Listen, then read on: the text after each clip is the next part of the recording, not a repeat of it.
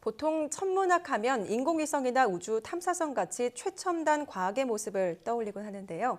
현대과학 이전의 천문학의 모습은 어땠을까요? 오늘 과학서재에서는 우리가 잘 몰랐던 천문학 이야기의 저자, 진주 동명고등학교 임진용 선생님과 함께 이야기해 보겠습니다. 어서 오십시오. 안녕하세요. 안녕하십니까? 예.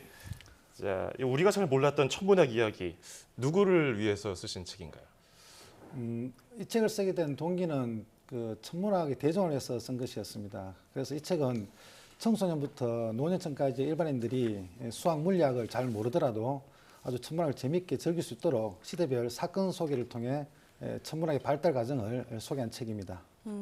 천문학의 역사에 대한 책인데 흥미로운 게 철학자들 이야기가 좀 나와요. 플라톤이나 피타고라스 같은 철학자들의 이름이 등장하는데 어떤 이유가 있는 건가요? 보통 천문학이라고 하면은 우주 탐사선을 발사하고 천체 망원경으로 먼 곳에 있는 어떤 천체나 은하들을 관측하고 분석하는 작업이라고만 보통 생각하기 쉬운데 네. 그런 것은 현대 천문학입니다. 이 책이 다루고 있는 내용은 옛날 천문학, 즉 뭐 고대, 중세, 르네상스 시대 그리고 16, 17세기의 천문학들입니다. 특히 고대 그리스 당시에는 유독 천문학이 중요한 학문으로 간주되어 많은 연구가 이루어졌는데 그 주역들이 바로 탈레스, 플라톤, 피타고라스 같은 그런 자연 철학자들이었습니다. 그래서 이 책은 그들을 비롯한 그 여러 다른 철학자들을 많이 소개하고 있습니다. 그렇군요. 예. 이 천문학의 역사는 어떻게 시작됐을지 굉장히 궁금하거든요. 그리고 그 현대 천문학 이전에는 또 어떤지도 궁금해요. 어떻게 분석하고 계십니까? 예.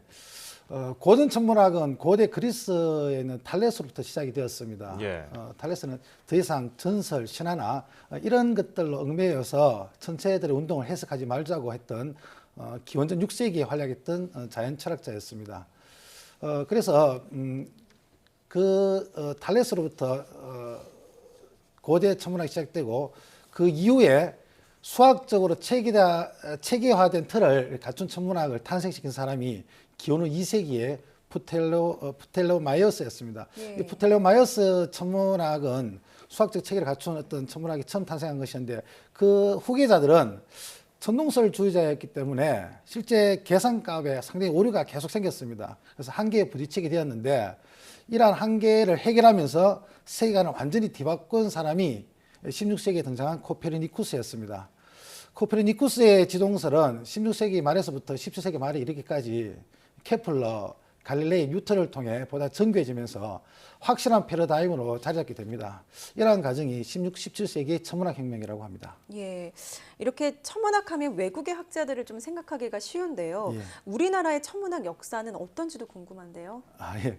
우리는 삼국시대 때부터 천체에 대한 기록을 지속적으로 하고 역사를 편찬하는 데 많이 활용함으로써 실용적인 목적으로 천문학을 연구해왔다고 할 수 있습니다.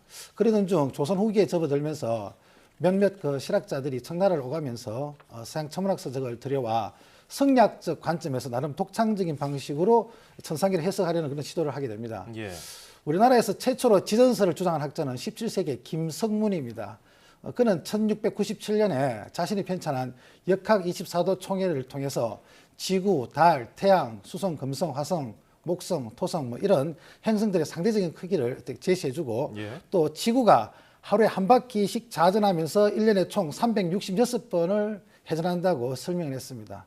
그리고 태양 주위를 행성들이 공전하고 있으며 이것은 다시 지구 주위를 회전한다고 설명했는데 이것은 티코 브라헤가 제안했던 행성계에서 볼 수 있는 구조입니다. 하지만 당시 그 조선의 실학자들의 그 천문학은 수학과 물리학에 근거한 것이 아니었기 때문에 결국 한계를 드러낼 수밖에 없었습니다. 그래서 결국 제대로 체계가 잡힌 그 어떤 지동설의 연구와 교육은 대한제국 이후에서나 가능했다고 볼 수 있습니다. 얼마 되지 않았군요. 한 100년, 한 세기 정도. 예, 그렇습니다. 보통 천문학 하면요. 첨단 기술이 필요하고 인문학이랑은 별로 어울리지 않는 학문이라고 알려져 있지 않습니까? 근데 여기서 책에서 언급하시기를 천문 사학자가 늘어나야 된다고 말씀하셨어요. 역사를 잘 알아야 된다는 건가요? 예, 그렇습니다. 역사적으로 살펴볼 때 가치관을 바꾸게 만들었던 위대한 그 법칙들의 대부분은 상당히 논리적이며 아주 체계적이고 치밀한 가설부터 시작된 것을 발견할 수가 있습니다.